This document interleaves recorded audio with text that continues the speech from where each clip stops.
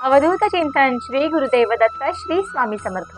मी नीलम आपल्या स्वामी चॅनलमध्ये तुमचं मनापासून स्वागत करते। स्वामी महाराज तुमच्या मनातल्या सगळ्या चांगल्या इच्छा पूर्ण करू देत हीच आपल्या स्वामींचरणी प्रार्थना करते आणि व्हिडिओला सुरुवात करते।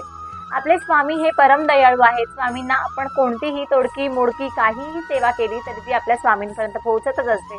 आपल्या स्वामींचा आता 10 एप्रिलला येत्या 10 एप्रिलला प्रकट दिन येतोय।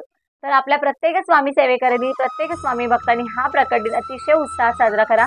उद्या आता 21 मार्च आहे, ते 21 मार्च ते 10 एप्रिल आपल्याला स्वामींच्या प्रकट दिनापर्यंत 21 दिवसाची अशी अतिशय प्रभावी आणि अतिशय सर्वोच्च अशी सेवा करायची।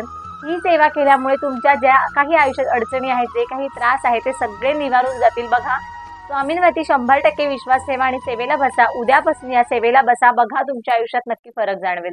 ही सेवा कशी करायची याचा आपला डिटेल व्हिडिओ जो आहे तो आपल्या चॅनलवरती अपलोड केला आहे। जर कोणी नसेल बघितलं तर कृपया जाऊन बघा।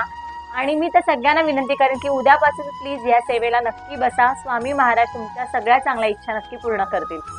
तर आपले स्वामी महाराज आपल्या पाठीशी उभे असतात। ते वेळोवेळी आपल्याला कोणत्या ना कोणत्या तरी रूपात येऊन आपल्याला मदत करत असतात आणि आपल्या तोंडातून चुकून निघूनही जातं, अरे स्वामी आहेत पाठीशी, स्वामी होते म्हणून आज निभावलं।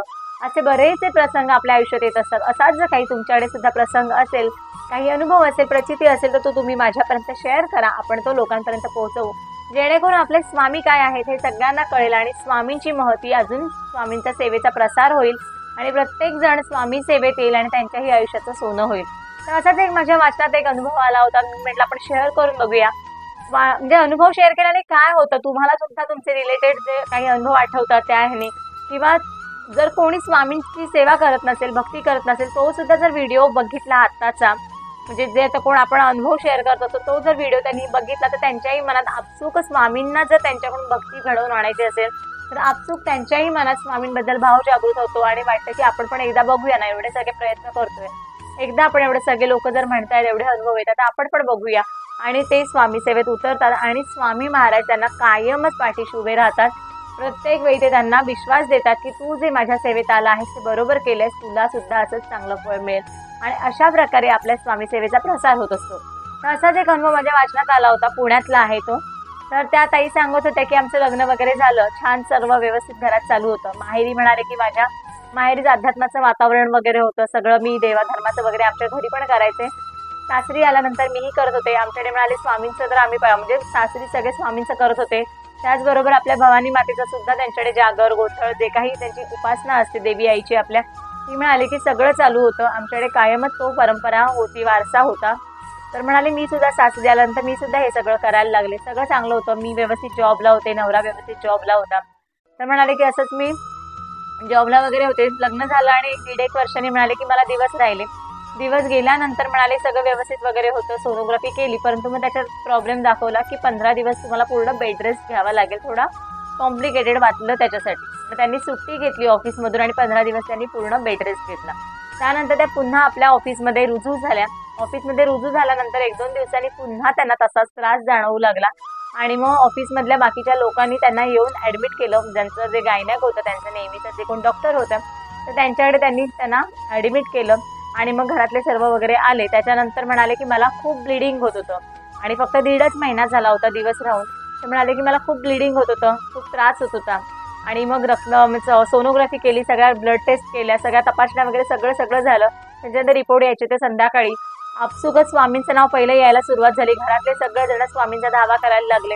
तारक मंत्राची तर म्हणाले एवढी आवर्तनं झाली असेल, एवढ्या म्हणाले तारक मंत्राची आम्ही म्हणजे एवढी तारक मंत्राचे आमच्या दिवसभरात एवढा तारक मंत्र बोलला गेला। स्वामींच्या घरी बसून सुद्धा माझ्या सासूबाई तर म्हणाले घरी बसल्या होत्या, स्वामीच्या तर सारामृताची सुद्धा त्यांनी काय माहिती नाही की त्याने एवढ्या दिवसभरात किती पारायण केली असतील आणि काय नाही केलं असेल। प्रत्येक जण आपापल्या परीने काही ना काहीतरी स्वामींचा धावा करत होते की व्यवस्थित राहू दे, काही होऊ दे नको, आतमध्ये कोणी बाळ असू दे पण ते सुखरूप राहू दे, काही त्रास होऊ देऊ नका स्वामी। आणि म्हणाले की माझा सुद्धा त्रास त्यांना बघवत नव्हता। तर म्हणाले असंच म्हणाले प्रार्थना वगैरे सगळं चालू होतं, ब्लिडिंग तरी सुद्धा खूप होत होतं, अजिबात थांबलं नव्हतं। त्यानंतर संध्याकाळी रिपोर्ट आला, संध्याकाळी थोडं नॉर्मल झालं आणि म्हणाले की ब्लिडिंग थांबलं होतं ऑलमोस्ट, कारण सकाळपासून जे चालू झालं होतं ते ऑलमोस्ट दुपार होऊन गेली तरी म्हणाले कंटिन्यू चालू होतं। त्याच्यामुळे सगळ्यांना कळत होतं की एवढा रक्तस्राव होतोय तर म्हणजे अघटितच घडणार आहे। परंतु स्वामींवर एक विश्वास होता, कितीही वाईट काळ आला कितीही काही झालं तरी माझे जे स्वामी महाराज आहेत ते माझ्या पाठीशी उभे राहील हा म्हणाले की तो आधी पहिला माझा ठाम विश्वास होता.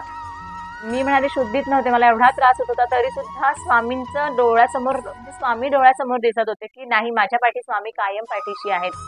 ते म्हणाले संध्याकाळी रिपोर्ट्स वगैरे आले तोपर्यंत म्हणाले ऑलमोस्ट रक्तस्राव थोडा थांबला होता आणि म्हणाले अक्षरशः आश्चर्य आहे, दिवसभरात जी काही स्वामींचं आम्ही आळवणी केली, स्वामींना जी प्रार्थना केली ती फळाला आली. रिपोर्ट्समध्ये सरळ सरळ आलं होतं की जो काही रक्तस्राव होता तो बाहेरून होतोय, गर्भाला आतमध्ये काहीही धोका नाहीये, गर्भ व्यवस्थित आहे, त्याच्यामुळे आपल्याला गर्भपात करण्याची गरज नाही. कारण डॉक्टरने आधीच सांगितलं होतं की एवढं जर ब्लिडिंग जर नाहीच थांबलं पण ऑलमोस्ट ब्लिडिंग झाले, जर सकाळपासून संध्याकाळ होत आली तरी जर चालू असेल तर म्हणाले की आतमध्ये गर्भाला धोका पोहोचेल आणि आपल्याला नाईलाजाने गर्भपात करावं लागेल आणि त्यांना हे नको होतं. त्यामुळे स्वामी महाराजांची एवढी आळवणी केल्यानंतर म्हणाले की स्वामी खरंच माझ्या हाकेला धावून आले आणि रिपोर्टमध्ये सरळ लिहून दिलं होतं की गर्भाला आतमध्ये काहीही धोका नाहीये, रक्तस्राव बाहेरून होतोय, त्याच्यामुळे गर्भ आतमध्ये सुखरूप आहे, सुरक्षित आहे. अक्षरशः म्हणाले चमत्कार होता आमच्यासाठी, कारण एवढं बघितल्यानंतर सगळ्यांनी होप सोडले होते. एकच आशेचा किरण कुठेतरी दिसत होता, तो म्हणजे स्वामी महाराज माझे. आणि म्हणाले की माझे स्वामी माऊली माझ्या कायम पाठीशी उभे राहतात, तसेच माझ्या आजही ते आजही माझ्या हाकेला धावून आले आणि माझं बाळ सुखरूप राहिलं.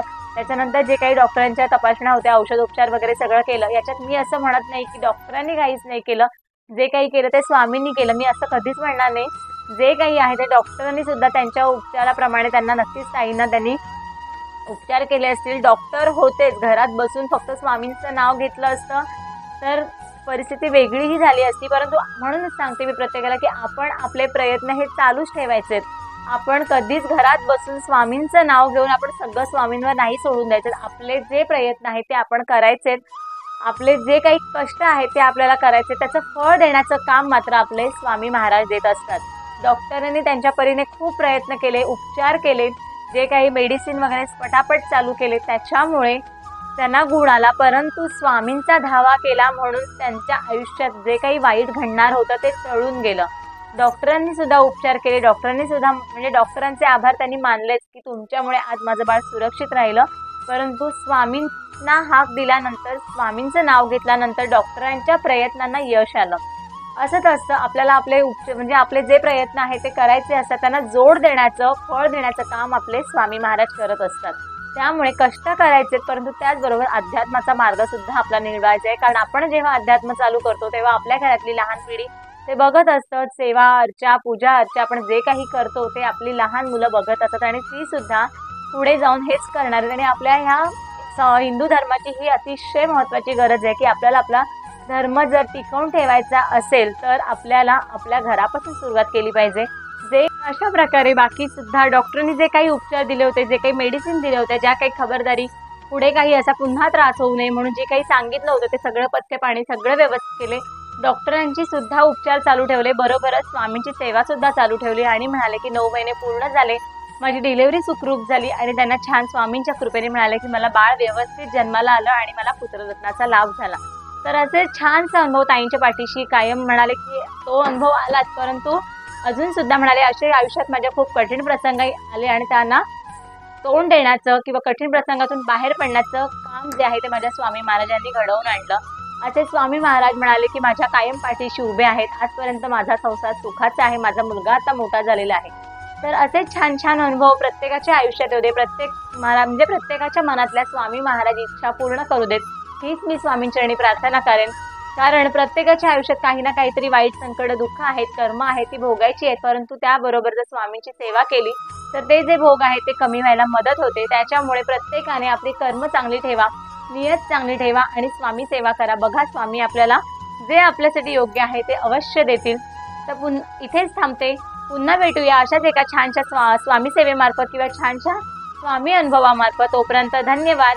व्हिडिओ जर आवडला असेल तर व्हिडिओला लाईक करा, शेअर करा, कमेंट करा आणि चॅनेलवर जर नवीन असाल तर चॅनेलला सबस्क्राईब करा. धन्यवाद. श्री स्वामी समर्थ.